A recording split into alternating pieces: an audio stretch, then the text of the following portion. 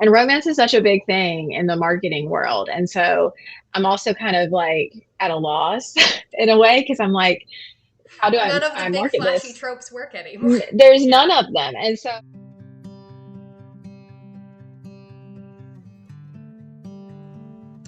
Hi, my name is Etta Grace, and thank you so much for coming onto my channel today. Today I'm talking with Moriah Chavis about her book, The Curious Case of Midnight Specter. And so I'm very excited to be doing an author chat with her. She also read my book, Runaways, and today we're going to be swapping questions. Can you tell me a little bit about who you are and how long you've been writing? so I've been writing for like seriously probably for like maybe a decade, maybe a little bit longer. I like sat down when I was in 17 or 18 and I was like, I want to write something. I want to write a novel. So I'm just gonna sit down and do it. And that's what I did. Wasn't any good, but that's okay. I'm very much a person who has learned with every new story. So my first book, Heart of the Sea, came out in 2023, and that was the seventh book that I had written, the seventh full-length novel thing that I had written. And then The Curious Case of Midnight Specter, there are actually two other things that I wrote in between that one. So it was the 10th. So it was the 10th novel that I wrote. And then I've written something in between already, in between it and the sequel that will hopefully be coming out in the future. So I'm still working on it because I haven't even finished it. But yeah, so by day I'm a school librarian, and then when I'm not exhausted from work, from a long day at work, I'm a writer. So yeah. What about you?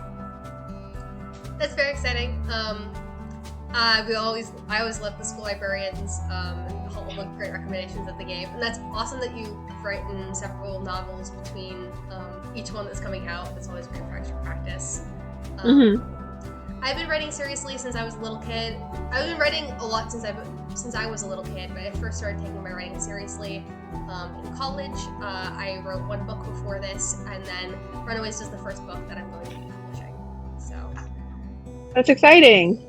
Was it also a fantasy, the one that you wrote before? yes, that one was called Storge. It was supposed to be a epic fantasy or a prequel to another epic fantasy, like several book-long series, like, you know, the first thing that you come up with in middle school that, you know, will be haunting Yeah. my dreams for the rest of my life. And every couple of months I get the inspiration to go back to it and, you know, re-outline the entire thing, you know, sticky note outline on the wall, like, you know, conspiracy board, you know, the whole shebang. But we'll see if I ever achieve the skill level of like Brandon Sanderson to be able to actually pull off Epic fantasy is no joke. a multi-book long epic like that. I'm stressing a little bit about writing a second book in the Curious Case of Midnight Specter world. I'm like, oh my gosh, it's gotta be just as good, and then it's also gotta like follow. It's gotta tie up all these loose ends. And I'm just like, stressful. It It's was very stressful. definitely a case of the ripple effect, where if you change something in this book, it's gonna ripple to these books. But then if you want to have payoff in this book, you have to set it up all the way back here. And so every time I try to like add something cool to my world building, it's like, oh wait, this messes with everything. And so yeah, truly I need to scrap it all and start over. And every 6 months I get that impulse that it's like, can't do that. So Runaways was supposed to be like simple, easy story that I worked on during COVID, that it was going to be my first debut, and then it turned out not to be so simple and not to be so easy. Yeah, that's usually how it works. So where did you get the inspiration for your novel, for Runaways? So my inspiration came from a lot of old myths and fairy tales, but the big one for Runaways came from the myth of the changeling. So in case you're not familiar, the myth of the changeling is when a fairy or some other supernatural creature like a troll or a spirit takes a human child from their home and then leaves one of their own in its place. Or sometimes a dummy, like enchanted log or a twig or a stick or something.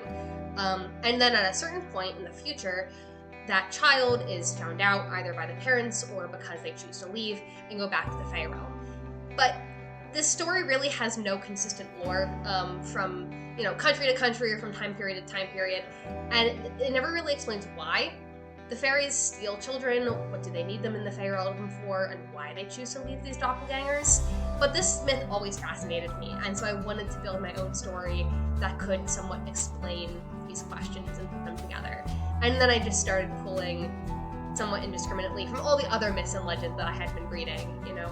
So we have the Pied Piper in there, we have the Seelie and Unseelie courts, and it's not really trying to be accurate to any one given myth, but it's trying to capture that wonder of going into the school library or your local library and, you know, reading through every myth book on the shelf that you can get your hands on, and then going and playing in the backyard with your siblings and coming up with your own stories. So trying to capture that sense of, you know, childhood wonder. Yeah, I don't know if you read the Iron Fae series, but it reminded me of that series when I was reading it. I think the changeling aspect mainly because, you know, there's not a romance, but just because one of the characters in that book is a changeling, and so that's immediately what I thought of when I started reading it. I don't think I've read the Iron Fae, but I'll have to add that to my list now. It's really good. It's about this. She kind of did the same thing that you're talking about, where she kind of took the concept, but then she kind of gave it her own spin. So, like some Fae are not bothered by iron, like, and so that's why they call it Iron Fae. And so, like, she's one of the Iron Fae that's not bothered by it. And then, like, so yeah, and so instead of like Unseelie and Seelie courts, it was kind of like that. I don't know. It's been like a decade since I read it, but yeah. That's really interesting. I hesitate to call Runaways a retelling because it's not a retelling of any one specific myth. Like if you have a sorry, I'm getting over a cold. Like one of my favorite book series when I was in high school was the Lunar Chronicles, and those are fairy tale retellings of like Cinderella or the Little Red Riding Hood, or Scarlet is like Little Red Riding Hood, and then Cress is Rapunzel, and Winter is Snow White. And so those are fairy tale retellings. But what I do in Runaways is I try to adapt different fairy tales more into my own cohesive world building. So I call it portal fantasy more than I would call it a fairy tale retelling, but it's got a lot of fairy tale elements to it. Yeah, I think portal fantasy works really well because, you know, she travels to another world, so I think that works really well. So your book, A Curious Case of the Midnight Specter, is a story about a girl named Liana who almost dies of tuberculosis and then wakes up and survives, but she can see ghosts and then has to solve a murder mystery. So what was the hardest part about writing a murder mystery, and what was the most satisfying? The hardest is probably keep I think it's still keeping it a mystery of who the murderer is. And then, but also having clues so that if someone were to reread it or go back, they'd be like, "Oh, so the whole time she was telling us." And so I think that will get better with time. I think that's something that is just like the more I write like a mystery or something like that, I think that'll get better. I think it's one of those writing muscles that you have to work, and so that's definitely the hardest part. Probably the most satisfying was I love writing dialogue, and so I love when people, like, some of the reviews have been saying that the dialogue is really good, and so I love hearing that people like really connect with the way the characters speak and that they feel like they're like real people, and so I love that about it. I think that's really fun. I also enjoy doing the characters' dialogue a lot. Nice. Writing mysteries exercise in foreshadowing for sure. It is, yeah.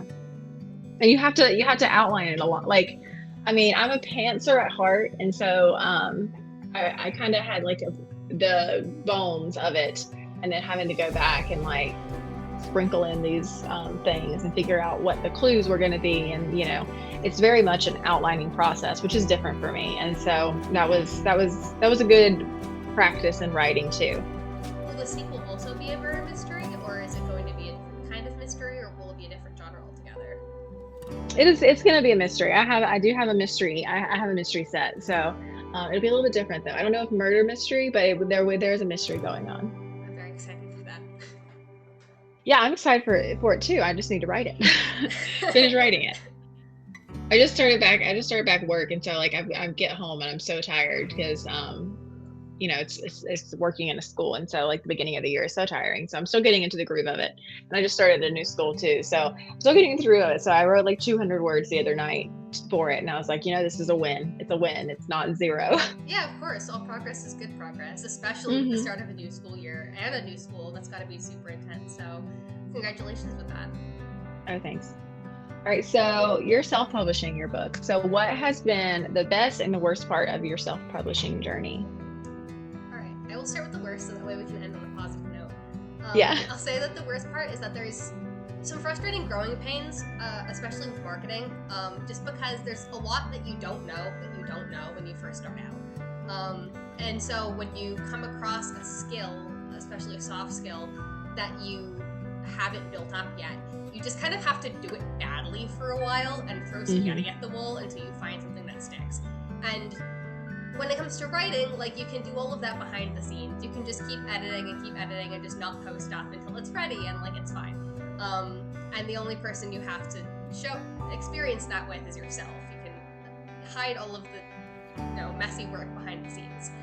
But with marketing, you just have to throw the bad posts at social media and get the bad views until you start finding your groove and start finding what works. And it's very time consuming, and you don't get the return on the investment for your effort, and that can be frustrating at times. But on the flip side of that, social media has given me such a great writing community. I mean, I'm doing these interviews with you. I've been doing interviews with other people for Runaways, which has been amazing. I've done interviews with other indie authors, and I found such an amazing community of supportive friends who have rallied around me and helped me with my cover reveal. And I found one of my best writer friends, Quinn, who did my illustrations and my cover for me, and they turned out absolutely amazing. So it's worth it. It's so worth it if you're willing to put the time and the effort in to kind of make a fool of yourself, because everyone out there is just doing the same thing as you. Yeah. And we're all just trying to hack it together. I know, it's true. I think every artist starts as a struggling artist. Yeah, you do. So I'm still working on that, trying to do it scared and find my footing when it comes to the social media and the marketing, especially as I'm trying to build up hype for my first book. But I'm glad that I have the community that I have to support me while I'm going through it. Yeah, community is so important, and but it is hard. Social media is, you're right, it's its own beast, and some things will work for other people, but then they don't work for you, and there's no rhyme or reason to why they do or don't work. And so yeah, it's definitely a learning curve. Yeah, and it changes so much. I know you published your first book, and I think we did an interview about that as well, Heart of the Sea, which was a swashbuckling pirate fantasy.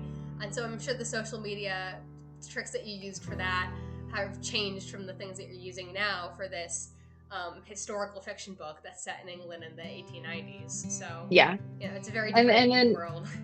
Yeah, and then in Heart of the Sea, there's a pretty heavy romance subplot, and then this one there's like someone that my publisher wants Leanna to end up with, but it's definitely not the main focus.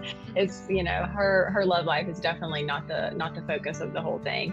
I feel like it's more of a focus on like females in society and in female friendships. I feel like I call it Leanna Polly, but that's not the title. The title is The Curious Case of the Midnight Specter, but I just call it her first and last name. But so I feel like it's definitely more of a book about friendship and stuff. And then Heart of the Sea, where it is it's a story about sister, that I think it's got that romance in it. So that's different too. And romance is such a big thing in the marketing world. And so I'm also kind of like at a loss in a way, because I'm like, how do I market this? None of the big flashy tropes work anymore. There's none of them. And so, which I like. I like that it doesn't have it's not a book about romance. It's a book about finding herself and finding friends and finding a killer. But I like that. But then also I'm just like, how do I grab attention when most of the bookstore now is a romance section? And so that's also different. Yeah, transitioning to my next question, I really love that the story was about female friendships, how they can be complicated, how she finds allies, and about feminism and the world of high society in the 1800s, in the 1890s specifically, in this Edwardian Victorian period. what was the most challenging part about writing this historical fiction setting? How many research rabbit holes did you go down? And what was the most fun part of writing this setting? So I think the most difficult was definitely sometimes Leanna, I know I've read some reviews. I shouldn't read reviews, but I do. And some people are like, Leanna doesn't really fit her time period. But that was the whole point. Like, that was the reason that I wrote her the way I did. I wanted her to be a little anachronistic.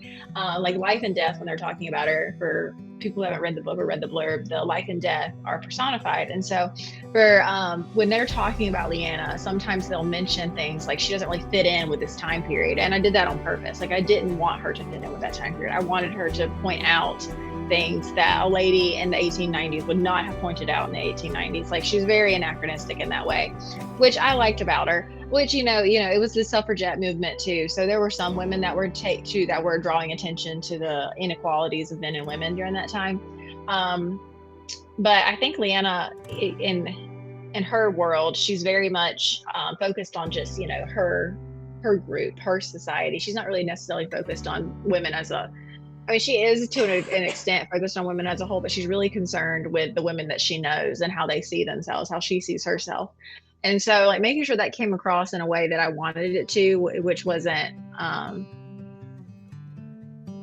which wasn't too, like I wanted her to be very much, have her eyes on the modern way, but then also, stick to some of the more traditional things too. Like, she does mention at one point, she's like, yes, I want a family. I want, one day to be married, but she's like, I'm 17. Like, why is this the only concern that people have for me? Like, she also wants to, follow her dreams and everything. And so that was fun to explore. I really like exploring relationships between characters. And so, I think that was fun. The most challenging part, would probably be, making sure that I wasn't too anachronistic. Like, sometimes, or I didn't steer away from the historical time period some. It's really hard because you have to look up a lot of like phrasing that's not used before. And like, I was looking up, words that we would use, and some people would be like, this sounds too modern. And I look it up and be like, actually, it was used the first time. And so that's when it was used the first time. And so technically it would fit in with the time period. And some of the research rabbit holes, like, there was one that I was looking at something medical term wise, because it wasn't even a part of the plot. Like, it's just a thought that Leanna has, like, in the middle of something. And I was like, wait a second. Oh, I think it was, when did they learn that when did they discover about, like, when people became septic? Because it's just an idea that she has about, like, it's not even, it's like she's thinking about the murder and how, he or she is obsessed with like killing, and if it's something that they'll continue to do, and she just makes like a comment about it, like it being like a wound. And I was like, when did they learn about wounds being septic and like germs? And so like I went down this whole rabbit hole. Yeah. I know. And so, which actually it happened in like the 1840s, and it was this doctor who was doing research, and he wasn't really doing research, he was just working in hospitals, and he realized that women who went to the hospital were more likely to die after giving childbirth or become septic after giving childbirth if they went to the hospital than if they gave birth at home. And he figured out that it was because people weren't washing their hands between going to the morgue and going to deliver children. Right. And then it was making the women become septic. They had like a really high percentage more likely of going septic. And the people thought he was crazy. They're like, no, that's insane. Like, we don't need to wash our hands. And so, but yeah, it was really crazy. That's really interesting. I have a couple of historical fiction ideas that I want to write in the future, specifically one that takes place in the Renaissance, or a couple that take place in the Renaissance, which is my favorite period of history. And I've been kind of putting them off because I know that if I start going down a research rabbit hole, I'm just simply never going to come out. And I need to finish the book at some point. So I admire you for being able to like toe that line between like following the historical accuracy to a certain point, but also knowing when to like stop and be anachronistic for the sake of the character herself. And I think I did write in my review, like, get this girl a suffragette pin ASAP. Yeah, you did. I thought it was funny. I think she would be very, very well suited to that movement, and she'd find a lot of good friends there. So I think she's a really well-written character for that time period. It's definitely on the cutting edge of that movement, and a lot of those ideas coming into the cutting edge of that social circle. And so she's definitely a trendsetter in that regard, without being too anachronistic. So I think you did a really good job there. Oh, thank you. Okay, so on your book, it's magical realism, which is not a genre that I read a lot of, but I did enjoy it. What was it like writing in a setting almost like your own, but with magic?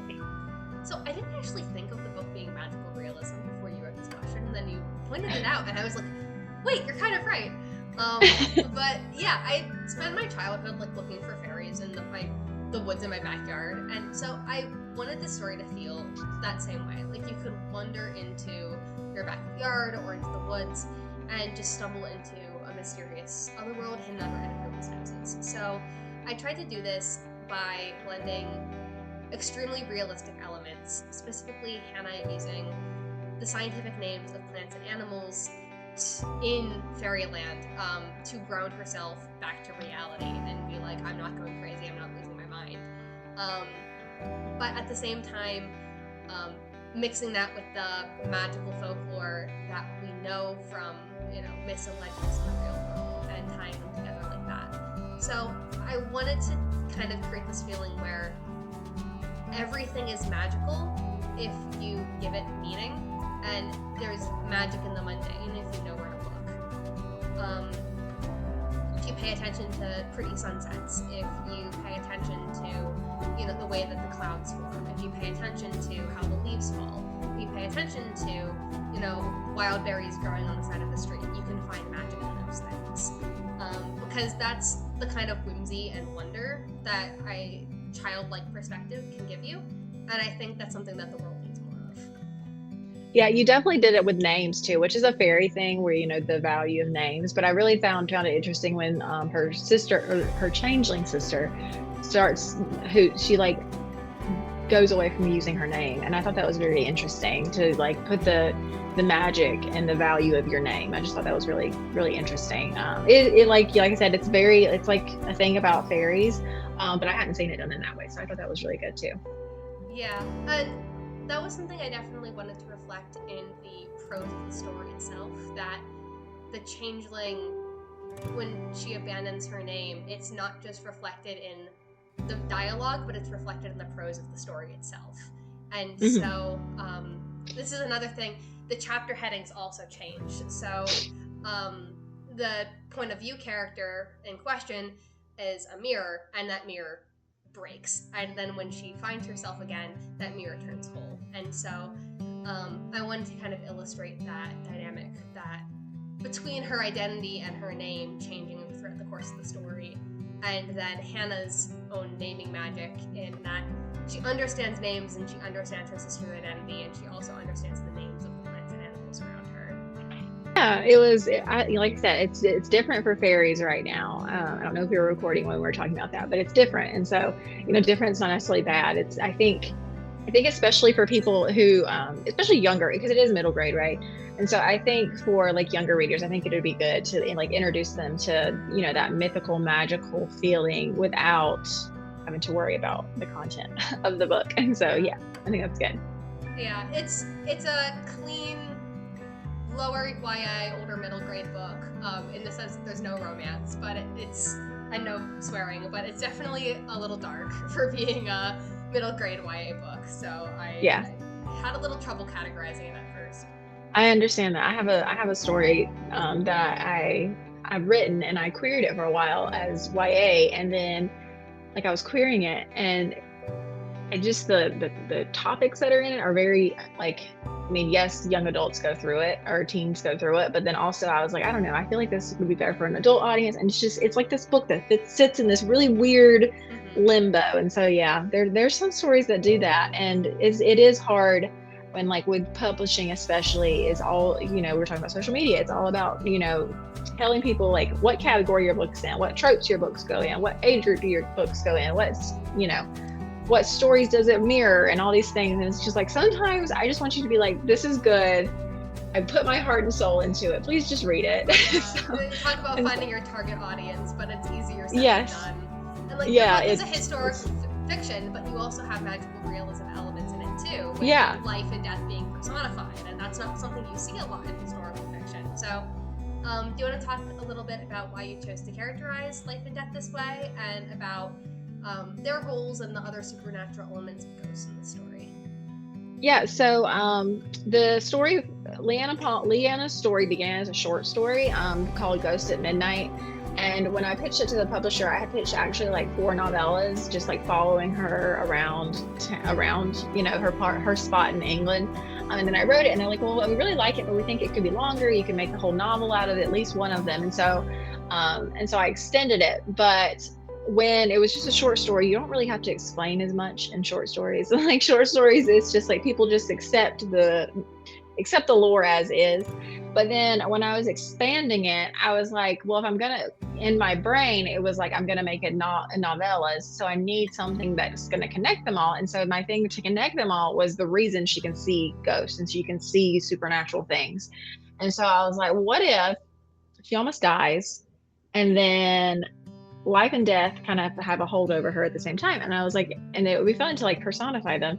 And so that's kind of where that idea came from. It's like this reasoning behind why she can see ghosts. So the reason is that she's touched by both. And so that's another reason that I started with the prologue, is I wanted people to understand that, this wouldn't be happening. She wouldn't be searching for a murder if she hadn't almost died, and she wouldn't have this perspective on life if she hadn't almost died, or if she didn't feel like she was getting a second chance. Like, we don't see the Leanna before she almost dies. We only see the Leanna that's after she's touched by both life and death. And so that was very much like a theme that I followed throughout.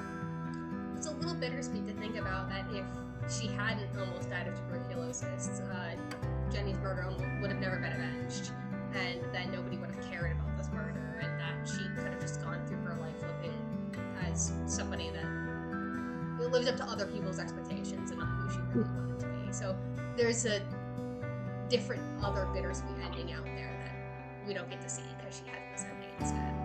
Yeah. And I think in my mind, she's always been like this rebellious character, but she's always also held herself back.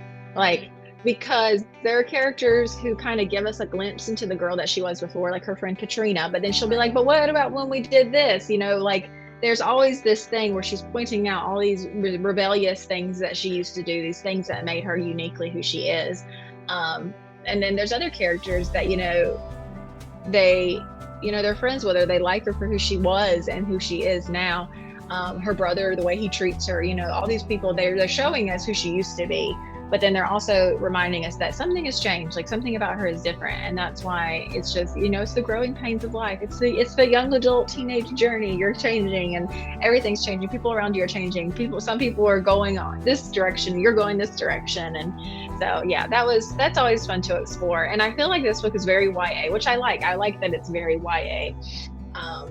And I think that, that's something that the market has lost, is books that are very YA, that feel like they're made for teenagers. They're made, to touch a certain point of life.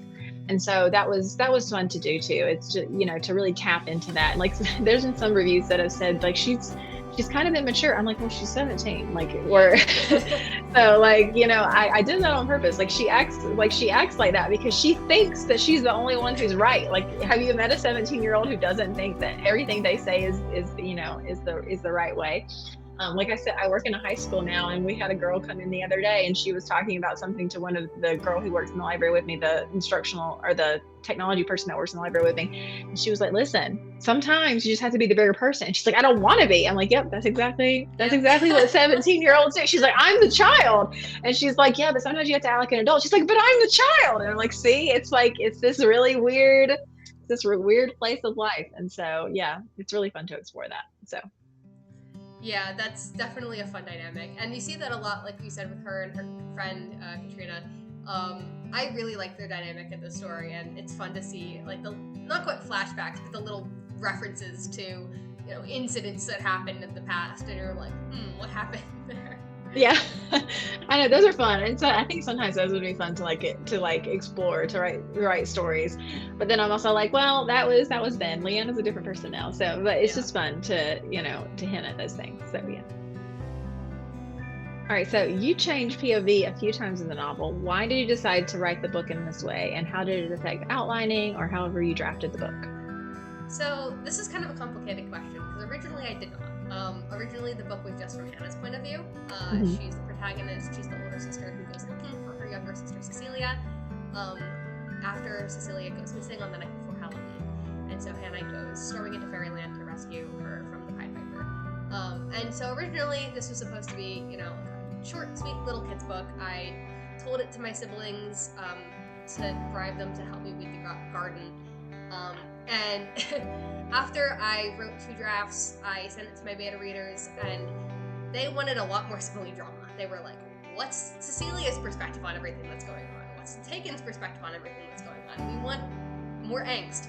So I decided to add the 2 more point of views, and that's where all of the extra outlining came in. I had to decide where to insert more chapters into the storyline to fit more lore and to fit more world building and to avoid info dumps, but there's still info dumps for the skies as payoff. The big questions that Hannah had before, and I had to rewrite earlier chapters and later chapters to make everything work together. So it was a lot of work, but I ended up adding about 50,000 words to the middle of the story. And after another couple of drafts, I sent it to another round of beta readers, and they liked it a lot more and gave me some more feedback. And then from there, I started sending it to editors and getting it ready for publication. But that step was a lot of work, and it pushed me a lot as a writer from, you can handle something more complicated than the short little easy fairy story into a really complex character study and a really complex investigation between these characters' relationships and what it means to be sisters and what it means to be a family when people hurt you and when you're betrayed and what it means to forgive. And so there's some big issues that are tackled in the story, and I think adding multiple points of views gives us both sides of the story so that we see both sisters who hurt each other in different ways but also learn how to make up. And I think that adds a lot more depth and a lot more meaning to the story. Yeah, I love books that explore female relationships because I think it's something that is not talked about a lot, like in life. Like, people don't really talk about how complicated we can be, like women can be.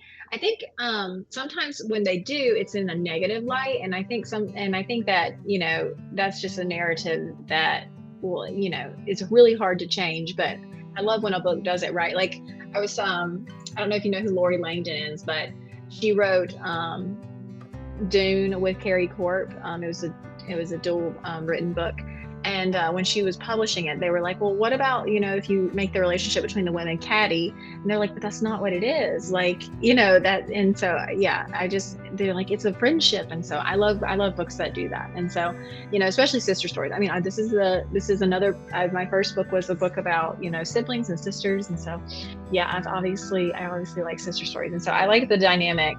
And it's like kind of the middle grade YA that your book was, and you could definitely see like they're going through these growing pains of changing from preteens to teenagers to like young adulthood, and so that's good. Yeah, they can definitely be catty and petty and annoying and intentionally like poking each other's buttons because that's how siblings can be.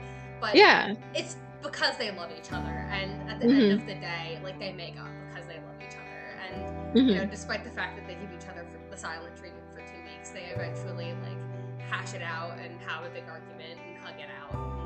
And, that's the important thing, is that they make up in the end, and I think that's an important dynamic to show.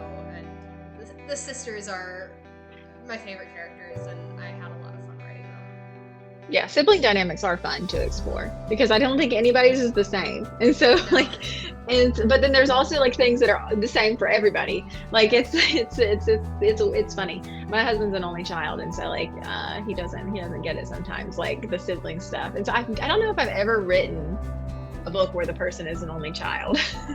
Like usually they always have the sibling, and there's always a reason. The sibling always has something in the story, and so I think it's great to explore that. I don't think I've ever written where they don't have a sibling, which is funny now that I think about it. It's really funny. Yeah, same here. And all your side characters also have like siblings or cousins or extended family members as well. Like you have a very vibrant and wide cast of side characters. And they all fill out the roles of like foils and allies and suspects, you know, that make up a typical mystery or murder mystery. So, who are your hardest characters to write, and who are your favorites? My favorite, I loved writing. Leanna's fun. She has a fun.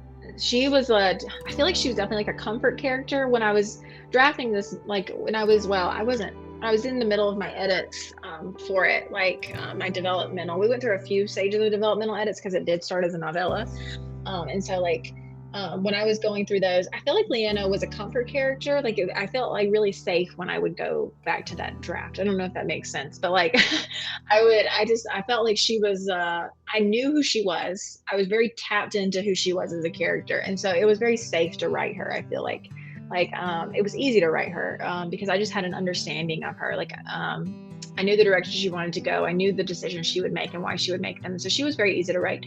Casper was fun to write, just because it's always fun to write like that foil, you know, to the main character, the person who like gives them a run for their money.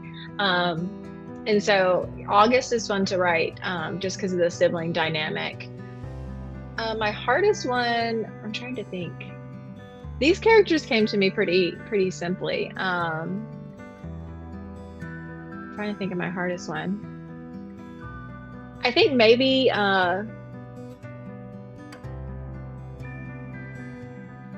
she wasn't necessarily hard to write, but you know, making sure I had the relationship between Katrina and Leanna right was very important to me. And so making sure that their dynamic really worked. I really wanted to get that right. And so not necessarily writing their characters, because I feel like their characters, I knew who they were, but like making sure that dynamic worked was very important. So I think that was probably the most difficult. That makes sense. I think Katrina and Leanna, they're never frenemies. Like they're never actively pitted against each other. And I think that's really important. Yeah, they love each other. It's obvious. Katrina obviously is very worried about the path that Leanna is going down, and she doesn't want her friend to get hurt. And Leanna feels held back and betrayed, but she values her friendship and feels like, you know, I don't want to outgrow you and I don't want to leave you behind, but like I have to do this thing, and don't you want to come with me?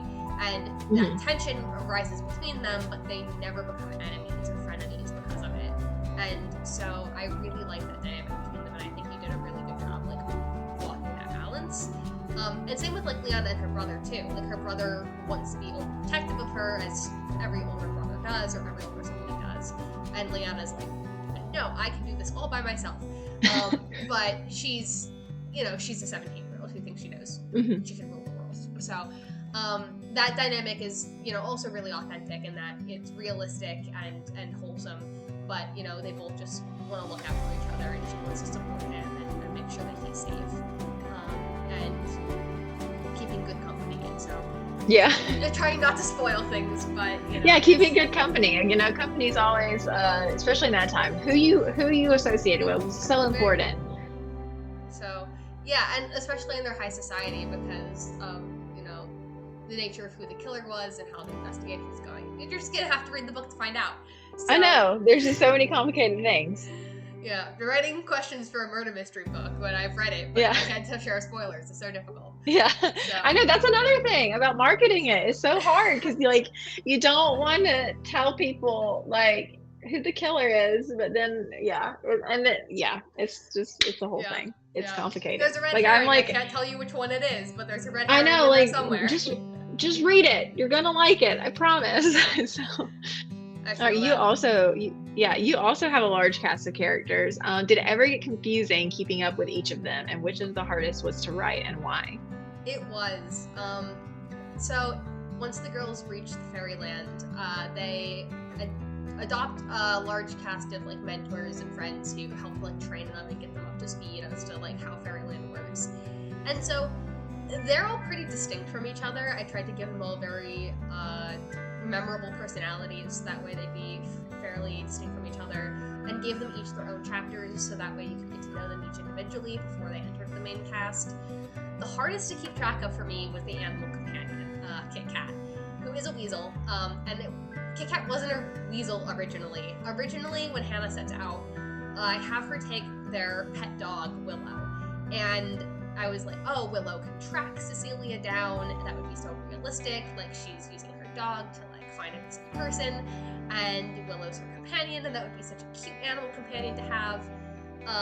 Willow was a Newfoundland that my cousins had, and I loved that dog growing up, and I was like, that would be so cute to put in the book as an homage to my cousin's dog. But I never owned a dog myself, and so I had such a hard time keeping track of this loyal companion that would stay by Hannah's side of the whole book.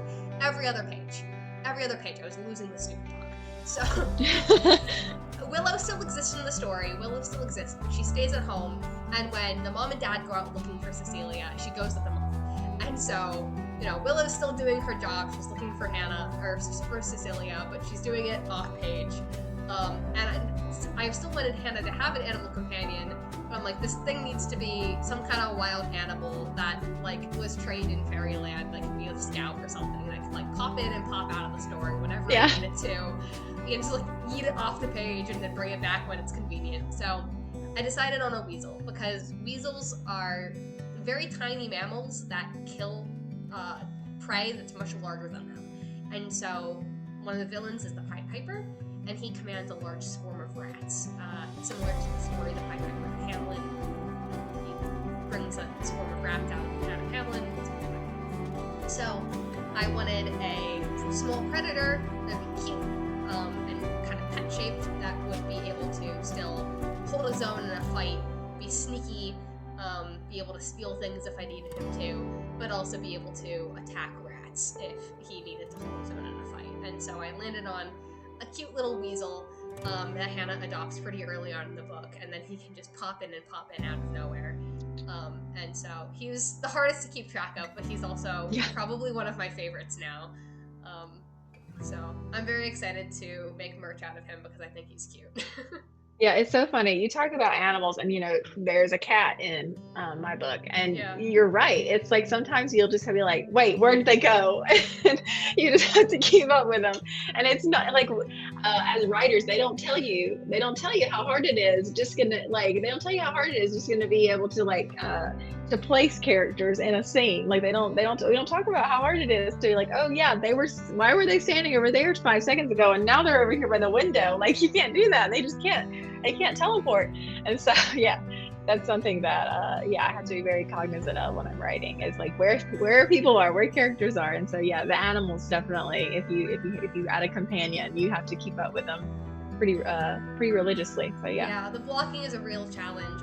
With human characters, you can just kind of be like, oh, they left the scene on their own because they have their own agency and their own motivations and stuff. But with animals, like, you kind of need direction. So that was the major challenge for me with Kit Kat. But I had a lot of fun writing him, and he kind of, in the story, he's trained by the characters in the Sealy Court, and he acts as a scout. So he's got a job to do, and I think that helps a little bit. My next question for you is a freebie. If there's anything that you'd like to share about this book that we haven't discussed yet, please feel free to share it here. I know spoilers are, as always, a concern, but if there's anything that you haven't discussed yet, go ahead.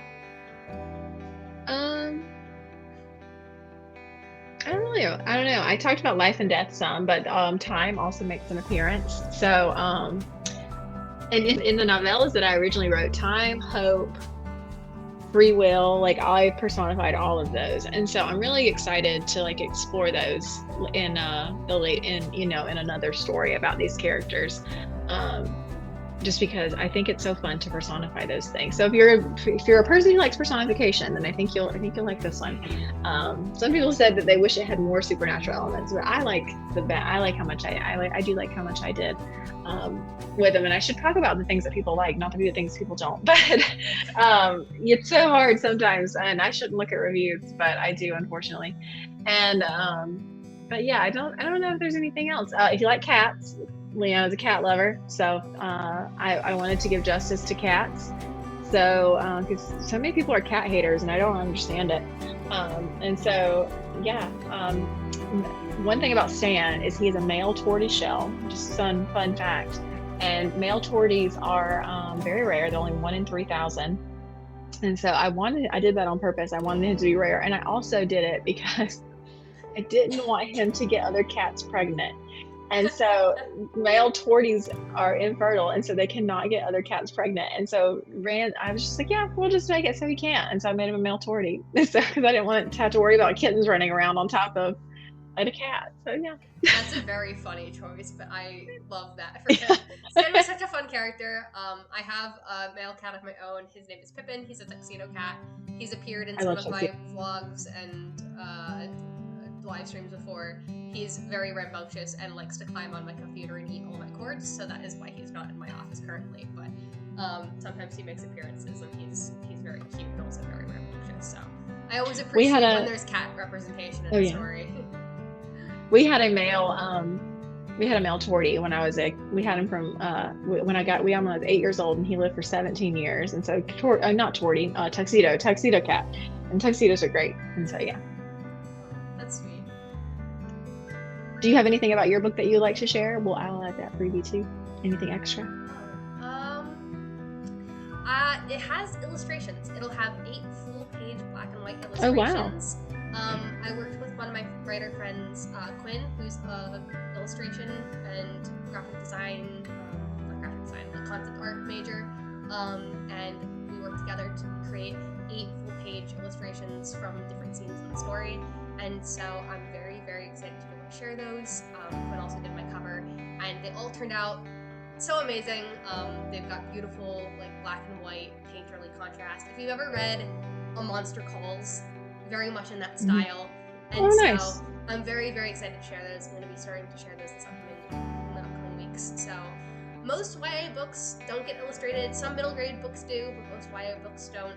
And so it was really important to me that it had, lots of art, lots of illustration in it. All of the chapter headings are illustrated, and there's a song in the story that I'm working on putting to music now. So I'm very excited to share all those other elements of the book, as well as just the story that I wrote. That it's a world that's full of music and art, as well as the story itself. So is it going to be an audiobook? You said you were working on putting it to music. So are you going to put the whole thing to audio? I'm hoping to soon. Yeah. Oh, that'd be nice. Yeah, that'd be nice. All right. So where can people find you and your work online? So I'm on Instagram a lot, and that's kind of the main social media that I stick to. And I cross post my things to Facebook. So yeah, that's probably the main. I have a Substack, so I haven't posted on it since school started back. I do have a Substack, and so you can follow. That's where I do my newsletter and following along there. I have I have the first chapter of Part of the Sea. If anybody wants to read, I think the prologue, if anybody wants to read it for free, and then I have a free short story, just like a contemporary fairy tale short story on there for free. And so just to stick with my writing and stuff like that. I do write a lot of novellas and short stories and stuff. I have a novella called CSRO that is out, and I'm working on getting it as an audiobook, and so it's learning about that is on my Substack and everything like that. So yeah, Substack and Instagram, that's kind of where. What about you? That's awesome. I'll include links to all of those in the description of this video. I am online. I have a blog, which is atthegraceauthor.com, and then I'm also most active on Instagram and sometimes on Tumblr. All of those are available through linktree/atthegraceauthor. So that's all available, and I believe your book is on pre-order now too, and it's coming out in a couple of weeks.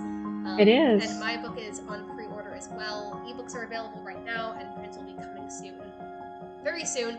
As soon as Ingram Spark cooperates with me. So yeah, it's its own beast. Yeah. So yeah, I have signed copies on my Etsy if anybody wants signed copies for pre-order. And so yeah. All right. So yeah, be sure to check out those pre-orders if you are interested in either of these stories. Thank you so much for chatting with me today, Moriah. Yeah, I had a great time.